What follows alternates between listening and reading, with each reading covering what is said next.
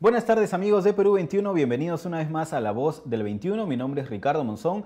Vamos a hablar ahora respecto a la situación en las escuelas públicas del país. Hoy más de 6 millones de escolares de escuelas públicas a nivel nacional han vuelto a los más de 55.000 colegios que han abierto sus puertas para los escolares, el personal administrativo, docentes. A nivel nacional hay una situación importante que comentar y analizar respecto a la escuela pública. Y para eso estamos acompañados gratamente en esta ocasión de Fernando Bolaños, que es oficial de educación de UNICEF. ¿Cómo está, Fernando? ¿Qué tal? Muy Ricardo, un gusto estar acá en Perú 21.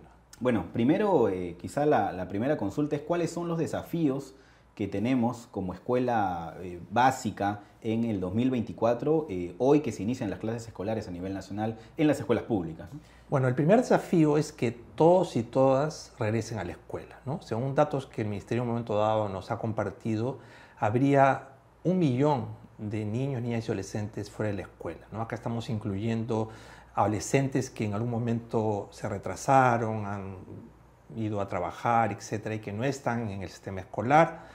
Hay adolescentes que son madres o están embarazadas que también han dejado la escuela, y también dentro de este millón aproximadamente unos 130.000, 140.000 migrantes y refugiados extranjeros que nunca han llegado a entrar al sistema escolar, ¿no? Entonces, lo primero que tenemos que pensar en este inicio del año escolar es cómo hacemos como organizaciones, como el sector público también y las propias familias para asegurar que todos estos chicos regresen a la escuela. Uh-huh.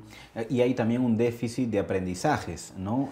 Respecto a una brecha que hay, que viene desde la pandemia, entiendo, ¿no? Desde la pandemia se perdieron aprendizajes, se perdieron aspectos de socialización también de los chicos y hasta el momento se mantienen, ¿no?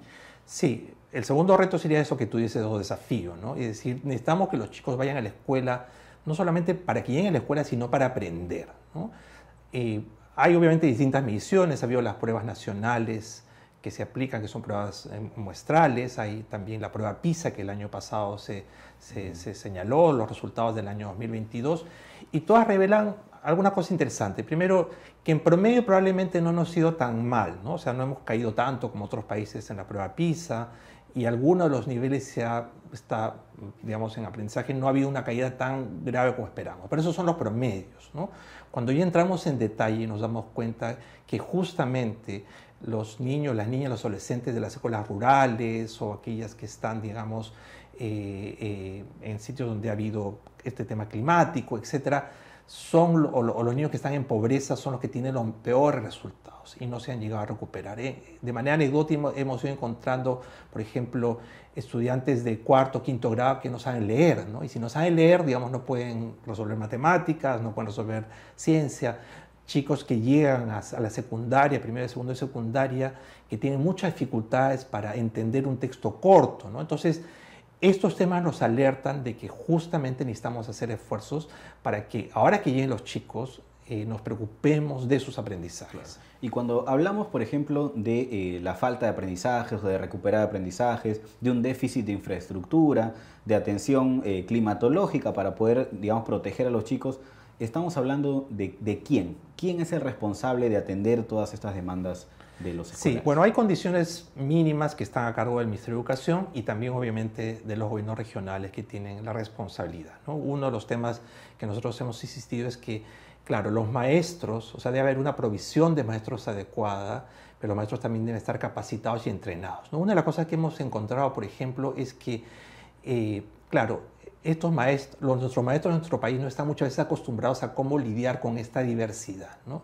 Es decir, tienen un aula en que antes había, pues, ellos enseñaban al alumno normal, entre comillas, ¿no? Entonces, que era el grupo más grande, había unos pocos que estaban atrasados, otros que eran muy inteligentes y muy adelantados, pero ahora un aula puede ser muy diversa, no solamente diversa, digamos, en estos niveles de aprendizaje, o sea, hay un grupo grande que está por debajo de lo que necesita, etcétera, pero sino además de eso, por ejemplo, hay niños con discapacidad, hay niños migrantes, ¿no? Hay niños incluso migrantes internos, ¿no? Que han venido de otras partes del país, etcétera. Entonces, esta diversidad se está convirtiendo en la norma, ¿no? Entonces, lo que necesitamos son maestros que tengan herramientas, que hayan sido capacitados con herramientas para lidiar con esto, ¿no?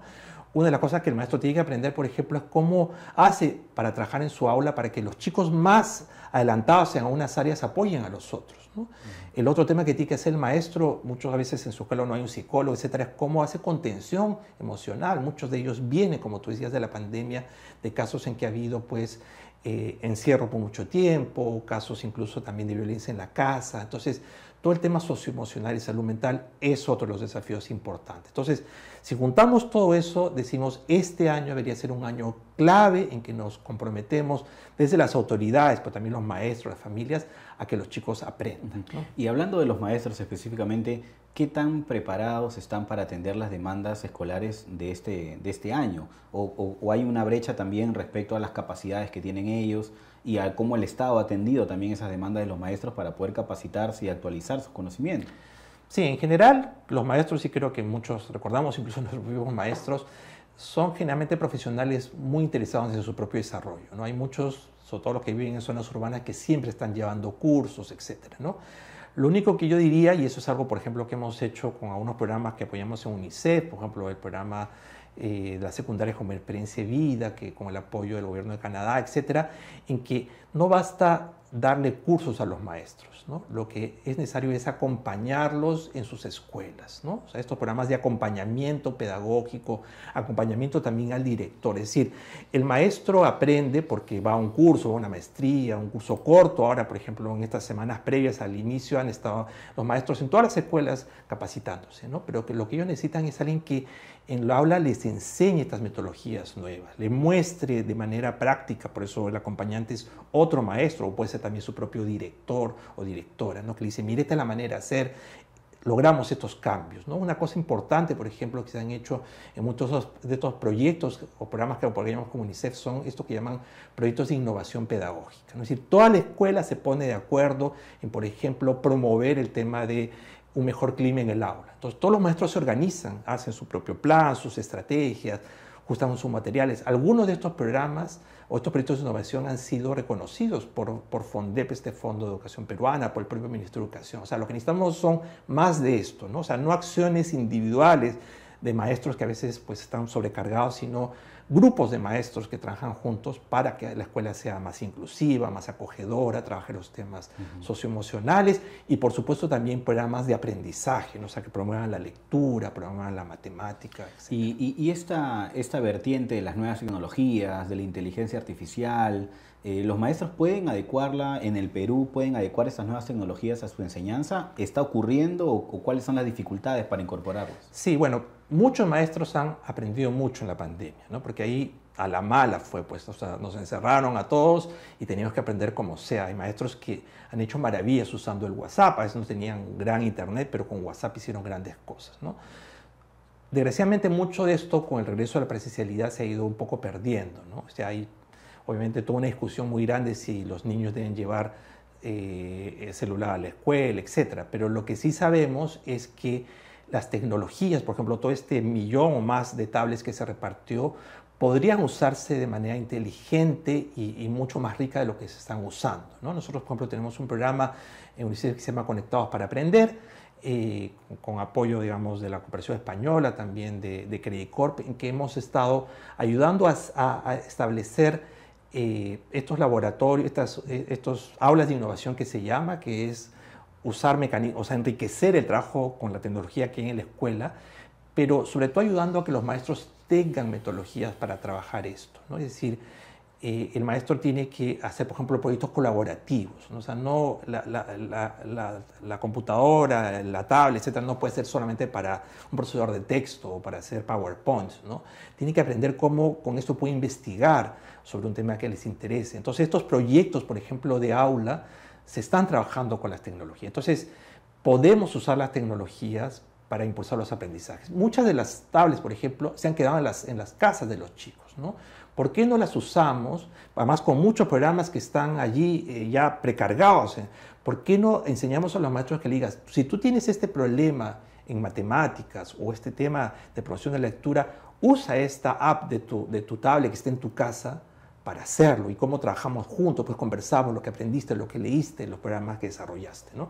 Obviamente esto es un proceso, es algo en que las familias también tienen que participar, la familia no, a veces le da la tablet al chico para que juegue, pero podría usarla también para formas de aprendizaje divertidas, ¿no? Claro. Antes de terminar, quería preguntarte respecto a algo que mencionabas hace un momento y tiene que ver con los chicos que no están en la escuela, que lamentablemente por problemas colaterales que no dependen de ellos, algunos de ellos están trabajando, otras de ellas lamentablemente han dejado la escuela porque van a ser madres, ¿no? Hay una demanda, digamos, social, ¿no? Para atender este tipo de aspectos que afectan a una gran cantidad de escolares, de adolescentes, ¿no? ¿Dónde es que hay que poner el foco, ¿no?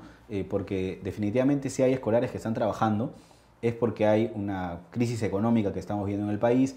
Si hay escolares que están embarazadas es porque de repente hay un entorno que ha permitido que ocurra eso, ¿no? Entonces, ¿dónde hay que poner el foco respecto a ambos temas, por ejemplo, que has mencionado en este momento? Sí, bueno, lo primero es señalar que la educación es un derecho y que todos los niños deberían tener una escolaridad completa, ¿no? Eso está probado que los años de educación están asociados a una mejor vida en futuro, ¿no? Entonces, una familia migrante que tiene problemas puede incluso decir, o una familia pobre puede decir, mi hijo necesita trabajar porque necesitamos comer, necesitamos solventar nuestras capacidades.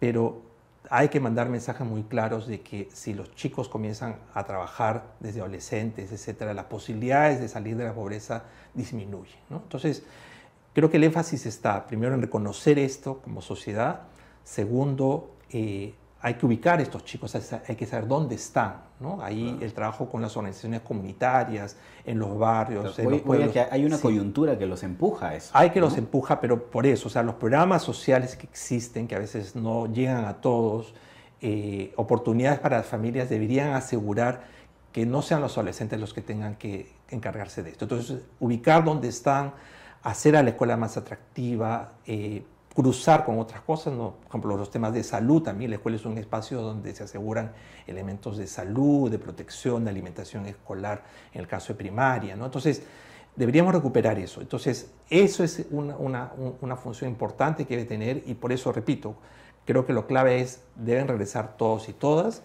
y este año 2024 debe ser un año para reforzar estos aprendizajes fundamentales que deben tener todos los niños, niñas y adolescentes. De acuerdo. Listo, Fernando. Muchas gracias por acompañarnos.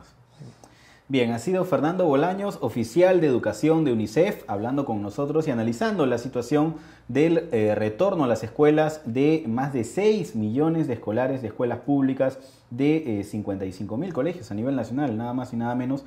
Hay todavía una brecha de escolares que no han vuelto a las escuelas justo por los problemas que estábamos mencionando. Vamos a seguir desarrollando ese y otros temas en las plataformas de Perú 21, así que sigan conectados a nuestras redes.